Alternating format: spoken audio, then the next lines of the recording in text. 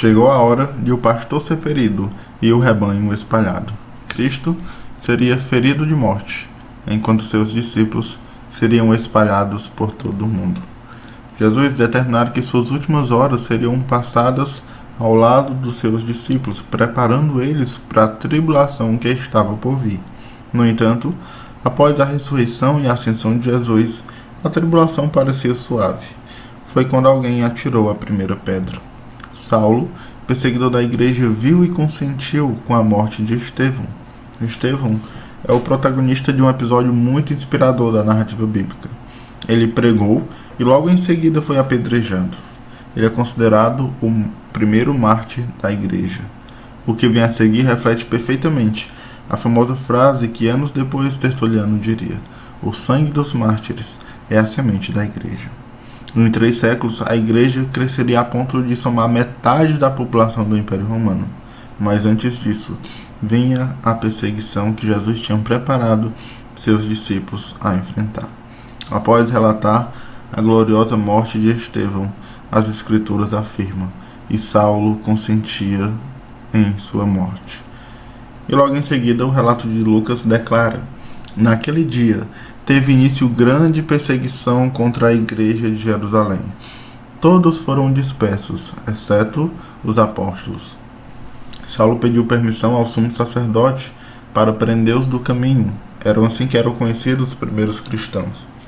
Assim, os perseguia, entrando em casas e arrastando homens e mulheres, e os lançava em prisões. Porém, algo maravilhoso aconteceu. Enquanto Saulo perseguia os seguidores de Cristo, o próprio Cristo apareceu a ele, o escolheu, o converteu e lhe transformou em um apóstolo que tinha a missão de levar o nome do Senhor diante dos gentios e reis, bem como dos filhos de Israel. Mas logo a perseguição continuou e aumentou. O rei da época se tornou inimigo dos crentes, e por isso os crentes se espalharam por todo o mundo para fugir dessa perseguição. Outro grande imperador, chamado Nero, não olhava com bons olhos para os cristãos, e houve um boato de que o imperador Nero resolveu queimar Roma para poder reconstruí-la da forma que ele queria, e por isso ele teve a ideia de colocar a culpa do incêndio nos cristãos, e assim grande perseguição se levantava contra a igreja. Feras, fogo, torturas, empalações, apenas por crerem em Jesus Cristo. Jesus havia preparado Pedro para as tribulações deste mundo.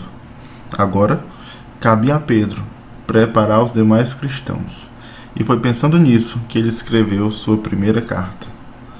Pouco antes de Nero intensificar suas perseguições, o ano era 63 depois de Cristo, e Pedro escreveu esta carta com o propósito de fortalecer os cristãos em meio ao sofrimento. O imperador Nero morreu em 68 depois de Cristo, mas antes disso, ele condenou o apóstolo Pedro à morte. Então, depois de pensar sobre isso, vamos entrar no texto propriamente dito. E o versículo 1 diz: Pedro, apóstolo de Jesus Cristo. Se alguém perguntasse para você: quem é você? O que você responderia? E se nós fizéssemos essa pergunta a Pedro, o versículo vai responder.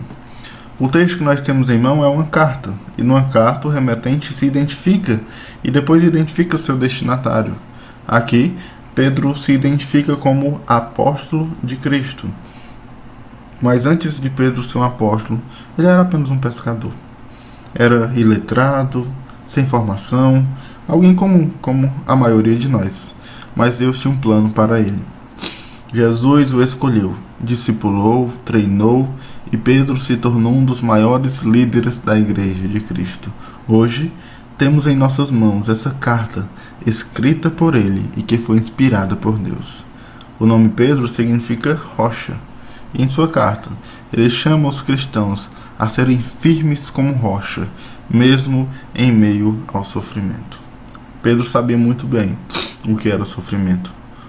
Não somente por causa das perseguições, mas também por causa dos seus erros. Ele era impulsivo, egoísta, interesseiro, chegou até a negar Jesus.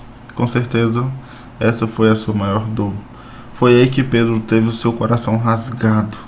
E a música Canção de um Certo Pedro, do Projeto Sola, ilustra muito bem isso. Notei no teu olhar que um dia eu diria que não o conheci. Senti em meu coração ter medo e não saber e te dizer não. Rasgou o meu coração, me mostrou o pior de mim, para eu ser então o melhor em ti. Cristo mostrou o pior de Pedro, o humilhou, o fez perceber a podridão do seu coração, a impotência de suas promessas, a incapacidade de vencer as lutas e a sua incredulidade. E assim, Pedro olhou e viu a grandiosidade do seu Senhor. E só aí ele pôde ser o seu melhor em Cristo. Assim, o apóstolo Pedro foi treinado pessoalmente por Jesus e tem autoridade no que fala e escreve para fortalecer os cristãos em meio ao sofrimento. Ainda no versículo 1, vamos dar agora o destaque ao termo apóstolo. O que significa apóstolo? Muitas pessoas usam esse termo hoje em dia. Será que realmente são apóstolos? A palavra apóstolo significa enviado, ou seja, naquela época, apóstolo era aquele que foi enviado, mas o termo apóstolo de Cristo era apenas para aqueles que tinham visto Jesus e tivessem sido chamados pessoalmente por ele. Esses apóstolos ganharam grande autoridade sobre a igreja, pois suas palavras refletiam o ensino de Cristo, e assim a doutrina dos apóstolos ganhou grande reverência, e era o significado de que algo que realmente veio do Senhor. Provavelmente, em vista dessa autoridade sobre a igreja, é que muitos em nossos dias afirmam ser apóstolos, para que sejam reconhecidos como pessoas de autoridade, pessoas cheias de poder e que fazem milagres e assim consigam multidões de seguidores. Mas não importa qual seja a motivação, o fato é que hoje nós não temos mais apóstolos, no sentido em que os 12 eram, pois para que isso acontecesse, eles precisavam ter visto Jesus e ser chamado pessoalmente por ele. Agora, se for para usar o termo apóstolo no sentido de enviados, então talvez todos os missionários poderiam usar esse termo, mas eu creio que é um termo que traz mais confusão do que esclarecimento nos nossos dias.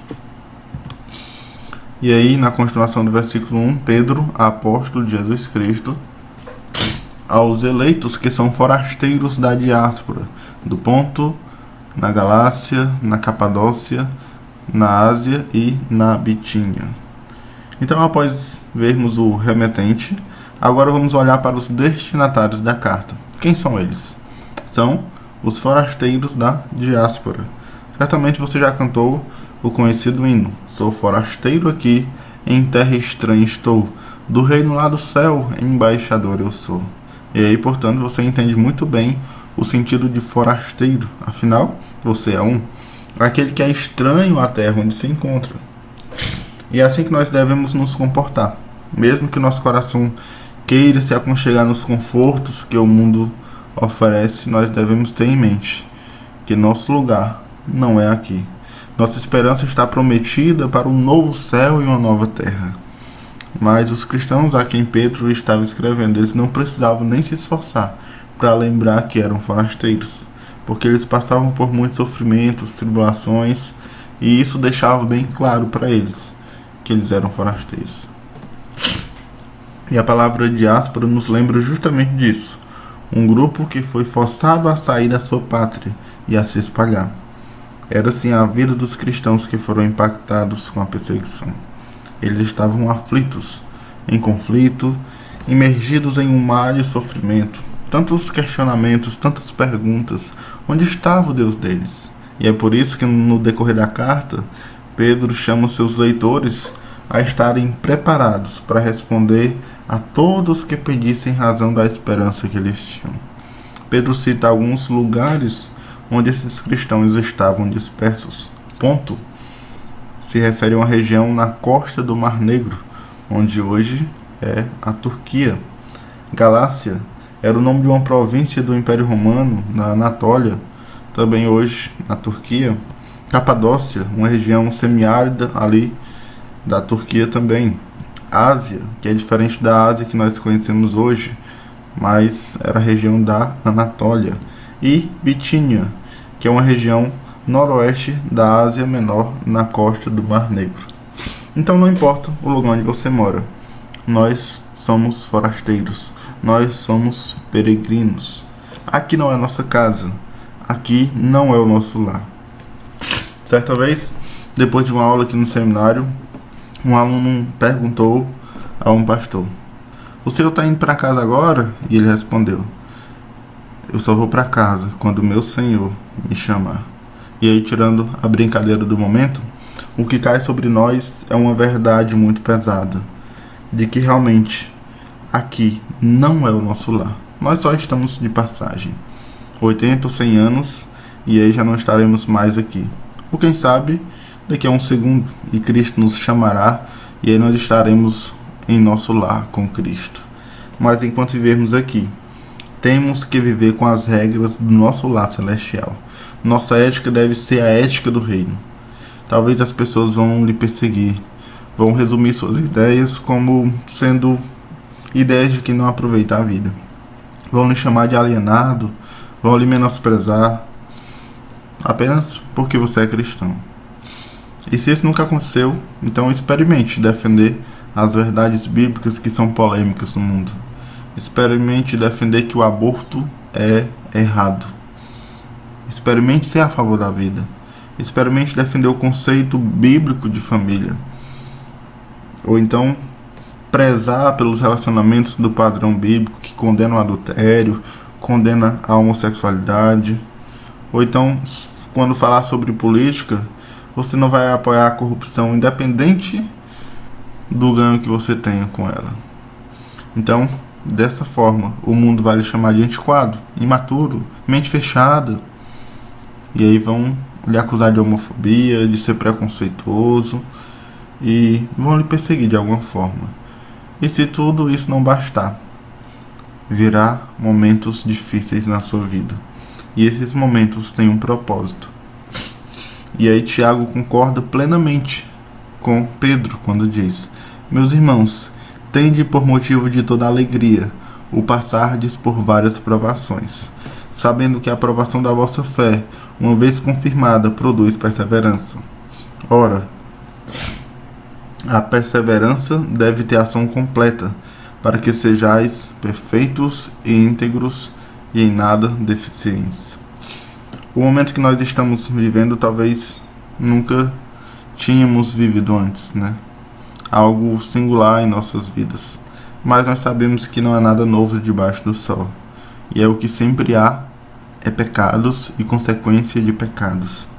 E em meio a tudo isso, a toda essa confusão, o plano de Deus caminha perfeito para o maravilhoso dia em que a glória de Deus se manifestará de forma tão pesada que todos o reconhecerão como Deus, mesmo aqueles que já estarão condenados. Portanto, nosso possível desespero deve dar lugar à esperança da vida eterna que o nosso Deus prometeu antes dos tempos eternos. Nossas pesadas preocupações e ansiedades devem dar lugar a orações de súplicas e ações de graças. Nosso medo quanto ao sustento deve dar lugar à certeza de que se o Senhor é nosso pastor, nada vai nos faltar. Então, meu irmão, sempre lembre, você é apenas um forasteiro nessa terra, apenas um peregrino. Então viva pensando nas coisas lá do alto. Após nós vermos a condição de forasteiros dos destinatários da carta de Pedro e vermos alguns dos lugares em que eles se encontravam, vamos atentar para a primeira qualidade que é atribuída a eles. São eleitos. Se não conhecêssemos o contexto bíblico, nós atribuiríamos isso a um político que é eleito, mas como nós conhecemos, então nós sabemos que é Deus que nos elege. E esse era um costume da época de chamar os irmãos da igreja de eleitos. Em Efésios 1:4 diz: "Mesmo antes de criar o mundo, Deus nos amou e nos escolheu em Cristo para sermos santos e sem culpa diante dele." Então essa palavra nos escolheu também traz a ideia de nos elegeu. Então nós podemos ver que realmente somos eleitos de Deus ou escolhidos de Deus para a salvação. E você que crê em Cristo, você foi eleito por Deus. Logo, se Pedro estava chamando seus destinatários de eleitos, é que ele mesmo tinha certeza de que eles eram salvos. Irmãos, a eleição é prova da graça de Deus em nossas vidas, mesmo antes da gente nascer. Pois Deus nos adotou como filhos dele. E se dependesse da gente, nós nunca escolheríamos a Cristo. Nós nunca amaríamos a Deus. Mas Ele te escolheu. Ele teve misericórdia da sua alma. Então sejamos gratos a Ele. E aí, no versículo 2, diz o seguinte: eleitos segundo a presciência de Deus Pai, em santificação do Espírito, para a obediência e a aspersão do sangue de Jesus Cristo. Que a graça e a paz lhe sejam multiplicadas. Vamos focar primeiro nessa frase, eleito segundo a presciência de Deus Pai. Então a palavra presciência significa conhecer antes. E aí muitas pessoas se baseiam nesse texto para dizer que nós somos salvos ou eleitos baseado no conhecimento que Deus tinha das pessoas, se elas responderiam positivamente ou negativamente a Ele. Ou seja, a salvação dependeria de nós e não somente de Deus. Mas nós sabemos que essa é uma visão errada, porque se Deus não nos amasse, nós nunca o amaríamos. Se Ele não nos escolhesse, nós nunca escolheríamos a Ele. E após o pecado entrar no mundo, o que realmente há em nós, de forma natural, é depravação. Depravação em nossa mente, em nosso coração, em nossas emoções, em nossas atitudes, as nossas motivações, tudo ficou corrompido, até mesmo o nosso físico. E aí o que há em nós é pecado, rebeldia, incredulidade, idolatria e um profundo desamor por Deus. Por isso, o que temos aqui é a eleição divina. Sem ela, nós nunca seríamos salvos.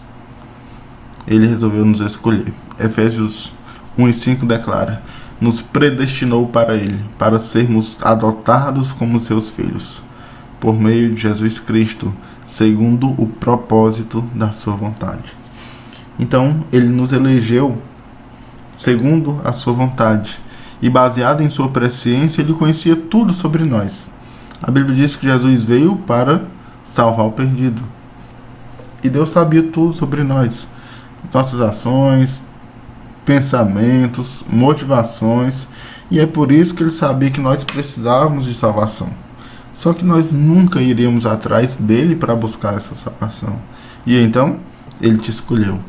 Ele teve misericórdia de você. Ele te adotou como filho. E no dia da sua conversão, não foi você que foi até Deus, foi Deus que foi até você. E Ele te deu a noção de seus pecados. Ele te convenceu de que você era pecador e te presenteou com uma fé em Cristo. E aí você lembra da maravilha do Evangelho que te salvou e continua a te transformar diariamente. E que quando você lembra dele e vive ele, a sua vida muda completamente. Você vive sim uma grande alegria com Deus. Passando para a próxima frase, em santificação do Espírito Santo para obediência. Hoje você é santo, porque Deus te escolheu. Hoje você é filho de Deus, porque Deus te adotou. Você é separado do mundo, vive com um novo propósito, tem uma nova razão de viver, e isso só é possível pelo poder do Espírito Santo que habita em você. E aí, Ele te consola diante da maior perseguição. Ele te conduz diante da maior dificuldade que você enfrente. E Ele te santifica, mesmo diante da maior tentação. Então você pertence à família de Deus. Você pertence ao povo de Deus. Deus Pai trabalhou em seu coração antes mesmo de você nascer, meu irmão.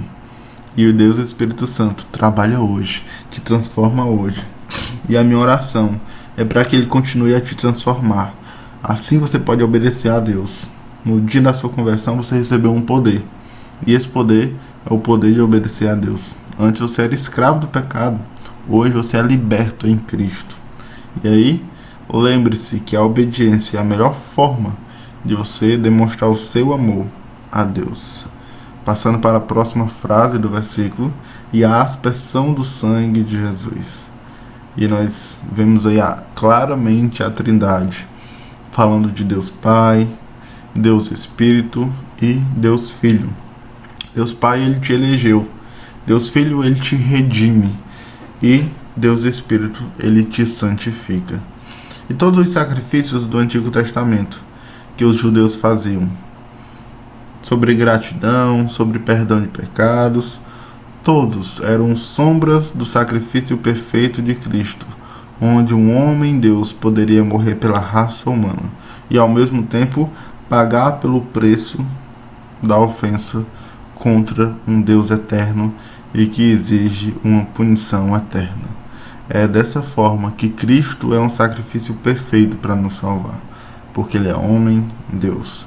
Ele morre por nós e paga pelos nossos pecados. E sabe de uma coisa? Não importa a sua situação. Se você está como os eleitos, os leitores primários dessa carta, sendo perseguido, ou se você está em outra situação difícil. Não importa. Pedro, ele te lembra de alguém que te ama a tal ponto de sacrificar a própria vida por você. Então você deve ter gratidão. Você deve lutar para demonstrar o seu amor a essa pessoa. Meus irmãos, Pedro nos faz lembrar daquele que mais nos ama. Nos faz lembrar da nossa gloriosa esperança. Pedro traz uma mensagem de conforto aos nossos dias. Então aproveite e se deleite nessa leitura da maravilhosa carta de Pedro. Então que o desejo dele aos leitores caia abundantemente sobre nós. Que a graça e a paz sejam multiplicados em suas vidas.